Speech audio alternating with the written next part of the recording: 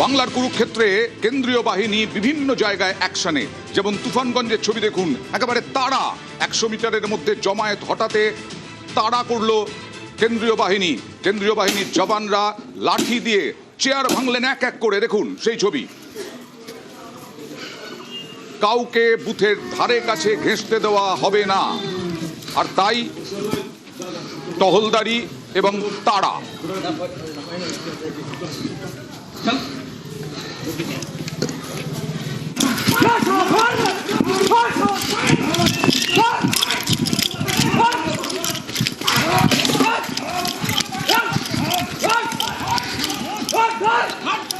কথা বলবো শুভঙ্করের সঙ্গে। শুভঙ্কর, কারা জমায়েত করার চেষ্টা করেছিল?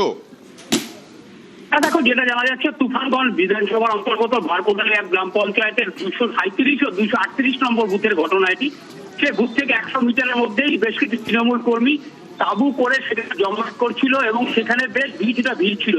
এই অভিযোগটাই কিন্তু কেন্দ্রীয় যায় এবং তাদের টহলিয়ে দেয়।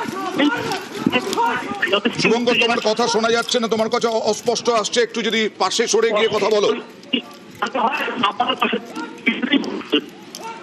না, শুভঙ্করের সঙ্গে কথা বলা সম্ভব হচ্ছে না। আপনারা দেখছেন তুফানগঞ্জের ছবি, কোচবিহারের তুফানগঞ্জে এই মুহূর্তে যে ছবি দেখছেন, কেন্দ্রীয় বাহিনী অ্যাকশনে, বুথের কাছেই জমায়েত করতে দিচ্ছেন না কেন্দ্রীয় বাহিনীর জওয়ানরা, এবং জমায়েত হঠাতে লাঠি উঁচিয়ে তাড়া।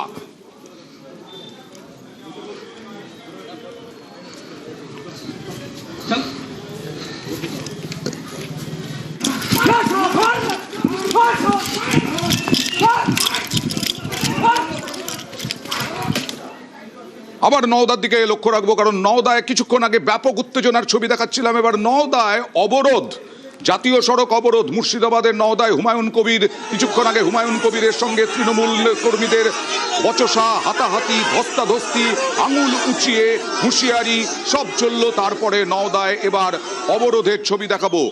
অবরোধ হয়েছে নওদায় অবরোধ চলছে। মুর্শিদাবাদের নওদা বিধানসভা নির্বাচনে যথেষ্ট উত্তপ্ত। হুমায়ুন কবিরের এজেন্টকে বাধা দেওয়ার অভিযোগের খবর পেয়েই হুমায়ুন কবির ছুটে আসেন নওদায়। তারপরে হুমায়ুন কবিরের সঙ্গে তৃণমূল কর্মীদের ব্যাপক ঝামেলা, হইহুজ্জুতি, বারবার বিক্ষোভের মুখে পড়তে হয় হুমায়ুন কবিরকে। এবার অবরোধ, ক্লান্ত হুমায়ুন কবির, প্রচন্ড গরম। কথা বলবো রাকিবুলের সঙ্গে। রাকিবুল, কারা অবরোধে? দেখো, তোমাকে জানিয়ে রাখি যে কিছুক্ষণ আগেই এই নওদার বিধানসভার যে আলীনগর গ্রাম আছে, সেই গ্রামে হুমায়ুন কবির আসেন এবং তার এজেন্টকে বসতে বাধা দেওয়া হয় বলে অভিযোগ, এবং সেখানে হুমায়ুন কবির এসে পৌঁছাতেই উত্তেজিত হয় তৃণমূল কর্মীরা। এবং তৃণমূলের অভিযোগ যে হুমায়ুন কবির তারা দুষ্কৃতী থেকে নিয়ে এসে তাণ্ডব চালাচ্ছে এবং একাধিক গাড়ি নিয়ে এসে এই বিভিন্ন বুথে যাচ্ছে এবং ডাকাচ্ছে তারা, এবং ভয় দেখাচ্ছে হুমায়ুন কবিরের দুষ্কৃতীরা বলে অভিযোগ করছে তৃণমূল। এখন অবরোধে কারা রাকিবুল? এখন অবরোধে কারা?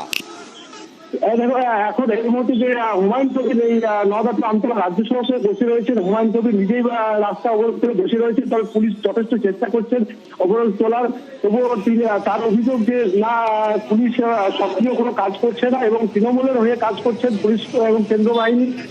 যতক্ষণ না সক্রিয় হবে ততক্ষণ অবরোধ চলবে বলে হুমায়ুন কবির পথেই বসে আছেন। মানে হুমায়ুন কবিরের নেতৃত্বেই চলছে অবরোধ? একদম তাই, যে হুমায়ুন কবিরের নেতৃত্বে চলছে এই অবরোধ, এবং তিনি তার ইচ্ছে থেকে হলক যে উঠছে এবং যতক্ষণ না পুলিশ প্রশাসন সক্রিয় কাজ করবে ততক্ষণ অবরোধ চলবে বলে এই করছেন। একদিকে যেমন তৃণমূল কংগ্রেস, এটা কি রাজ্য সড়ক অবরোধ হয়েছে? নওদা টু আমতলা রাজ্য সড়ক অবরোধ করে বসে রয়েছেন, এবং যে তৃণমূলের যে ক্যান্ডিডেট রয়েছেন প্রার্থী সাইনা মুমতাজ খান, তার গাড়ি কিন্তু অপরদিকে আটকা পড়ে রয়েছে এবং আটক হয়ে আছেন, এবং তিনি চেষ্টা করছেন যে রাস্তা ক্রস করবেন, কিন্তু ওই অবরোধের জন্য ক্যান্ডিডেটের গাড়ি শুধুই নয়, পাবলিকের গাড়িও কিন্তু আটকে পড়ে রয়েছেন। একেবারে গরমের মধ্যে ব্যাপক যানজট হবে নওদার এই রাস্তায়। তৃণমূল প্রার্থী আটকে রয়েছেন, আপনারা দেখছেন অবরোধ করছেন হুমায়ুন কবির নিজে। হুমায়ুন কবিরের নেতৃত্বেই অবরোধ চলছে। রাকিবুল, তুমি সঙ্গে থাকো। হুমায়ুন কবির কি অভিযোগ করছেন একবার দেখাবো। তৃণমূলের প্রার্থী মেলা রাস্তা আছে, ঘুরে যাক না।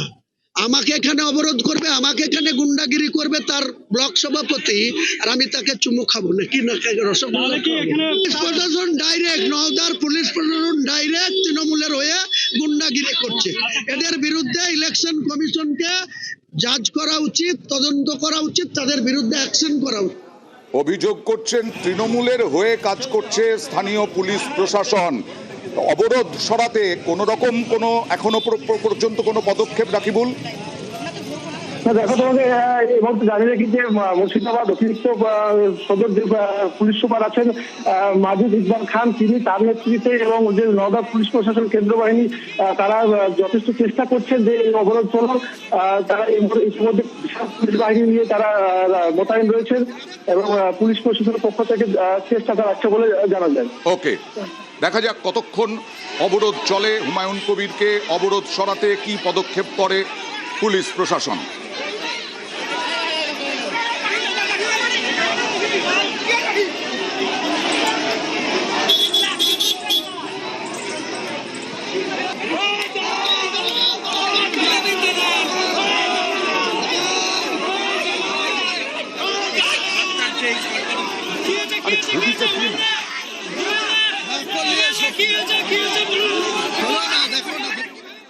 এখনো পর্যন্ত 11টা পর্যন্ত যা ভোটের হার তাতে দেখা যাচ্ছে 41.11 ভোটের হার।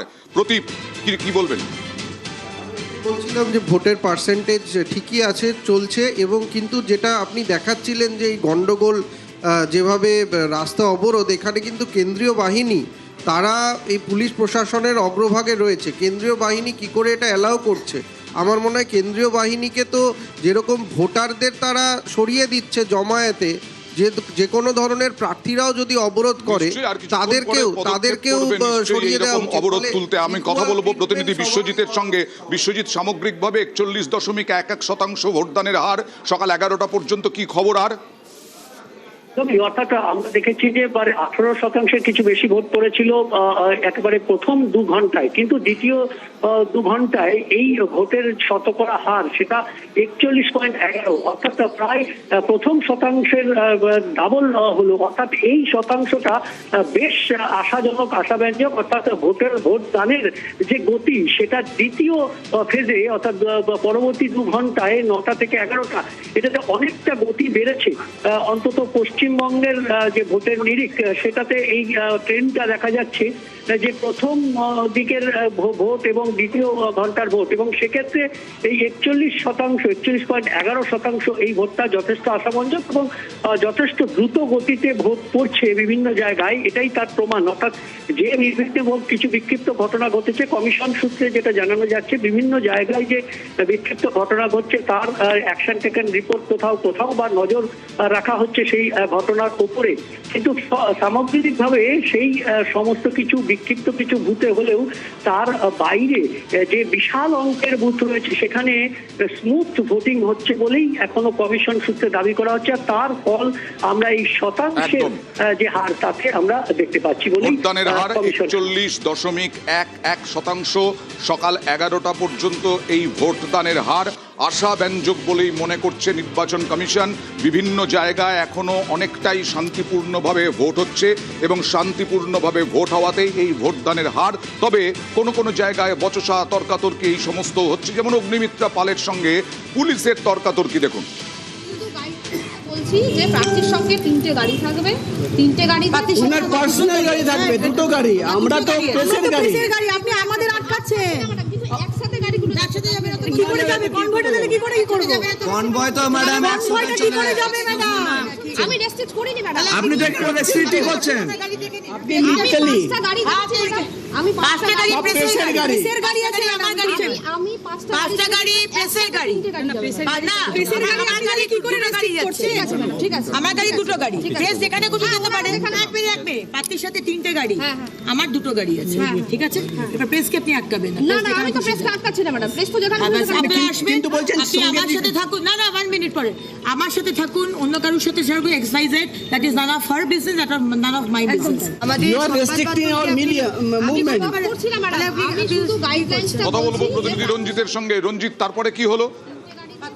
দেখো এই যে ঘটনা দেখতে পাচ্ছ যে আসানসোল দক্ষিণ বিধানসভা কেন্দ্রে নিমচা কলিয়ারি এলাকার ঘটনা, সেখানে যখন রবীন্দ্র পাল যান সেখান থেকে যে মিডিয়ার যে কনভয় যে গাড়িগুলো রয়েছে, হঠাৎ করে পুলিশের একজন আসেন এবং সেখানে বলা হয় যে এই কনভয়ের সাথে এত গাড়ি রাখা যাবে না। এরপরেই কিন্তু নিমচা পাল তিনি বলার চেষ্টা করেন যে তার যে কনভয় থাকার কথা, তার যে অনুমোদন গাড়ি 5টি গাড়ি তার অনুমোদন নেওয়া রয়েছে, বাকি যে গাড়িগুলো রয়েছে সেগুলো সংবাদ মাধ্যমে তার সাথে কোনো সম্পর্ক নেই, যার ফলে কিন্তু তর্কে জড়িয়ে পড়েন। যদিও পুলিশের পক্ষ থেকে যে ইসিআই গাইডলাইনের কথা বলা হচ্ছিল গাড়ি থাকা যাবে না, সেটা দেখাতে পারেনি। পরবর্তী সেখান থেকে পুলিশ চলে যায়। এরপরে এলাকায় জমায়েত তৈরি হয়, পুলিশকে সেই যে অভিযোগ করা হচ্ছিল যে একসাথে অনেকগুলো গাড়ি ঘোরা হচ্ছে, সেটা কিন্তু বারবার জানতে চাওয়া হচ্ছিল। অগ্নিমিত্রা পাল কি বলছেন একবার দেখাবো। কথাগুলো ঘুরিয়ে বলছে আপনার না 5টা গাড়ি যাবে না, রুলস দেখাতে পারলো না তো, দেখাতে পারলেন না, দেখাতে পারবে না তো, কারণ ভারতবর্ষের সংবিধান তো এখানে অ্যালাউড না, তাই জন্য উনি এসছেন আপনাদেরকে আটকাতে। আমার 5টা গাড়ির অ্যালাউড, আমার সাথে 2টো গাড়ি রয়েছে, পারমিশন লেটার চিটকানো আছে, আপনাদেরকে কোন এটা আটকায়? আপনারা থাকা মানেই যদি কোনো ঘটনা ঘটে আপনারা কভার করে দিচ্ছেন, মানুষ জানতে পারছে, আর আপনারা না থাকা মানে মানুষ জানতে পারবে না, সেটাই তোরা চাইছে। ভেরি সিম্পল হিসেব। দিনহাটায় তৃণমূল কংগ্রেস প্রার্থী উদয়ন গুহ তার ছেলের সঙ্গে পুলিশের তর্কাতর্কি দেখুন।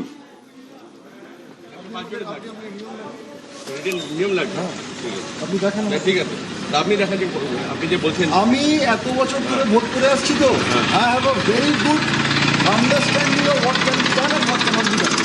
ঠিক আছে, if you do not have an understanding, please show me the circular that after even 100 meters there cannot be people standing outside. Please show me this. We'll make them disperse. Unnecessarily do not harass people. I'm not. Please don't do it. Unnecessarily don't please harass people. You may feel like that. I'm not. You are doing it. You have been doing it from yesterday, and you are still doing it. Please You show. have every right to think like that. Please show me the circular. I am nothing. Sir, please show me. Okay. And then let's do it. Okay. Wait a minute. হ্যারাসমেন্টের অভিযোগ তুললেন। কোথাও কি উপাসনা, কোথাও আশঙ্কা রয়েছে উদয়ন গুহর এইভাবে ছেলের সঙ্গে তর্কাতর্কি? দেখুন ব্যাপারটা হচ্ছে যে হ্যারাসমেন্টের অভিযোগ সেখানে উঠেছে। আমার হাতে এক্ষুনি একটা তথ্য উঠে আসলো, সেটা হচ্ছে উত্তর দিনাজপুরের ঘটনা, চোপড়া বুথ নাম্বার 163। সেখানে আমরা দেখতে পাচ্ছি যে কিভাবে সিআরপিএফ 3 জন মহিলাকে হেনস্থা করেছে এবং সেই তথ্য আমাদের কাছে উঠে এসছে। এবং শুধুমাত্র তাই কেন, তার পাশাপাশি সেই 3 জন মহিলার থেকে একজন ইজ গুরুতরভাবে আহত, মানে she is already having a head injury. শুধুমাত্র তাই নয় দাদা, তার পাশাপাশি পশ্চিম মেদিনীপুর 118 নম্বর বুথ, সেখানেও আমরা শুনতে পাচ্ছি যে কিভাবে তৃণমূল পার্টি অফিসে ঢুকে তার পরবর্তীতে সিআরপিএফ এর বিভিন্ন প্রতিনিধিরা সেখানে উপস্থিত থাকা বিভিন্ন লোকজনদের গায়ে আঘাত করেছে, তাদের গায়ে হাত দেওয়া হয়েছে। আমাদের কথা হচ্ছে একটার পর একটা এরকম দৃশ্য কেন আমরা দেখব? আজকে যখন ভোট চলছে তখন বিভিন্ন তথ্য আমাদের কাছ পর্যন্ত উঠে আসছে। কিছুক্ষণ আগে আপনাদের চ্যানেলেই দেখছিলাম যে কিভাবে বিভিন্ন জায়গায় ইভিএম কাজ করছে না। কেন্দ্রীয় বাহিনীর বিরুদ্ধে যে অভিযোগটা, সেই অভিযোগটা গত দুদিন ধরেই উঠে আসছে। আবার এখানে তৃণমূল দাবি করলো মারধরের। আমি পলাশের কাছে এবং প্রদীপদার কাছে আসবো, তবে একটা ছোট্ট ব্রেক নেওয়ার সময় হয়ে গেছে। ব্রেকের পরে ফিরে আসছি আবার বাংলার কুরুক্ষেত্রে।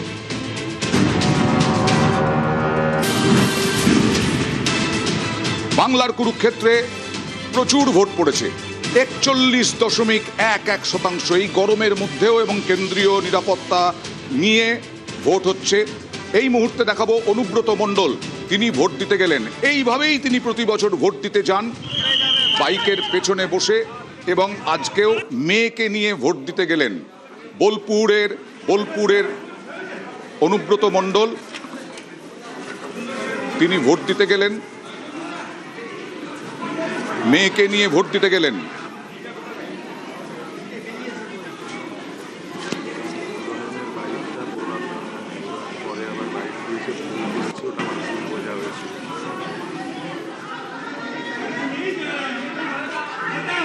মানুষের জন্য একটাই বলবো, সুস্থভাবে ভোট করুক, কুলকুল ঠান্ডা, আরামসে ভোট করুক।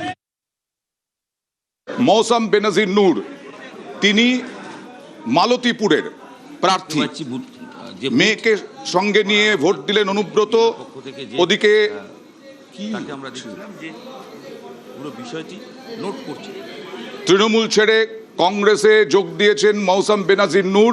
তিনি আজকে কি বললেন দেখুন। কি বলেন, কতটা আশাবাদী মালতীপুর বিধানসভা কেন্দ্র থেকে জেতার ব্যাপারে আপনি? 100% আশাবাদী, 100% আশাবাদী ভোট ভালো হবে। যদি ফ্রি অ্যান্ড ফেয়ার ইলেকশন হয় তাহলে আমাদের ভোট খুব ভালো হবে। যেভাবে মানুষের ঢল নেমেছে, যেভাবে মানুষের দোয়া আশীর্বাদ সমর্থন পাচ্ছি, আমি 100% আশাবাদী যে মানুষ আমার পাশে আছে। মাঝে মধ্যেই বচসা, মারামারি, ধস্তাধস্তি, কোথাও কোথাও পুলিশের সঙ্গে তর্কাতর্কি, আবার সৌজন্য, যেমন তালডাংরায় তৃণমূল বিজেপি প্রার্থী সৌজন্য। আমি বললাম যে একটা নিয়ম নাকি বাঁ দিকে রাখে, মানে সার্টিফিকেট বাঁ দিকে হলে দেখতে পাবো মানে। ছোট ভাই ভারতীয় জনতা পার্টি খুব ভুল করে ওকে ভুল সময়ে দাঁড় করেছে, আর একটু সময় লাগতো, রাজনীতিতে নতুন একদমই। যাই হোক, সেটা তাদের দলীয় সিদ্ধান্ত। পরিদর্শনে এসেছিল, দেখা হয়ে গেল। তো আমি একটা প্রবলেমের গল্প ওকে বললাম, ও বললো আমিও জানি দাদা এই প্রবলেমটা আছে। আমি বললাম জানাও। বিজেপি বরাবরই সৌজন্যের রাজনীতি বিশ্বাস করে, তাছাড়া উনি আমাদের এলাকার মানুষ, আমার পূর্ব পরিচিত। তাই ওনার যে বুথ তালদা, সেই বুথে এসেছিলাম, দেখা হলো, আশীর্বাদ নিলাম। এটা স্বাভাবিক, এটা আমাদের এখানে নতুন কিছু নয়, এরকম ঘটনা ঘটতেই থাকে। এরকম তো সব জায়গায় হচ্ছে না। পলাশের কাছে আসি সেই প্রসঙ্গে, যে কেন্দ্রীয় বাহিনীর জওয়ানদের বিরুদ্ধে বিভিন্ন জায়গায় মারধরের ছবি অভিযোগ করছে তৃণমূল। দেখুন, পাহাড় থেকে জঙ্গল থেকে সাগর, গ্রাম থেকে শহর, মমতা ব্যানার্জির বিরুদ্ধে যে জনজাগরণ তৈরি হয়েছে, তার জন্য মমতা ব্যানার্জি ভীষণভাবে ভীত সন্ত্রস্ত। এতদিন পুরো ভোটকে তারা নিয়ন্ত্রণ করতো, তাদের গুন্ডা বাহিনী, তাদের গুড বয়রা নিয়ন্ত্রণ করতো। কিন্তু এখন যেহেতু নির্বাচন কমিশন পুরোটা দায়িত্ব নিয়ে নিয়েছে, তার জন্য মমতা ব্যানার্জি ভীষণভাবে ভীত সন্ত্রস্ত। 2400 কোম্পানি আসেনি, কিন্তু হাজারের কোম্পানি এসেছিল আধা সেনা। হ্যাঁ, সেই সময়ও এসেছিল আধা সেনা। হ্যাঁ, সেই সময়ও বহু পরিমাণে, যেটা তৃণমূল কংগ্রেস বলেছেন না যে আমি হচ্ছে সিপিএম এর থেকেও বড় কমিউনিস্ট, সেভাবে সায়েন্টিফিক রিগিং করে তারা বিভিন্নভাবে ভোটকে লুকোচুরি খেলেছে নির্বাচন কমিশনের সাথে। কেন্দ্রীয় বাহিনী দিয়ে সায়েন্টিফিক রিগিং, কেন্দ্রীয় বাহিনী হওয়ার পরেও বিজেপি কি আগে থেকে ঘিরে রাখছে? না, আসলে বিজেপির তো অভিজ্ঞতা আমাদের থেকেও তিক্ত, কারণ ওরা 14 সালের পর থেকেই ভাবছে আজ বোধহয় ক্ষমতায় এলাম। ওরা চাইলে তো হবে না, আরএসএস কি চাইছে সেটা বড় কথা। আরএসএস চাইছিল না এতদিন মমতা ব্যানার্জি ক্ষমতা থেকে সরে যাক। এবারে এমহীন সিপিএম কোনো লড়াইয়ে নেই, আপনাদের চ্যানেল আছে বলে মানুষ জানে যে ওরা এখনো বেঁচে আছে। সিপিএম মাঠে ময়দানে কোথাও নেই, শুধু টিভি চ্যানেলে আছে আর ভাওতাবাজিতে আছে। মানুষ এদেরকে বর্জন করেছে, মানুষ এদের কথা শুনতে রাজি নয়। সিপিএম এর কোনো এম নেই, এমহীন সিপিএম। আরএসএস না চাইলে বিজেপি ক্ষমতায় আসতে পারবে না, সেটা আপনিও জানেন।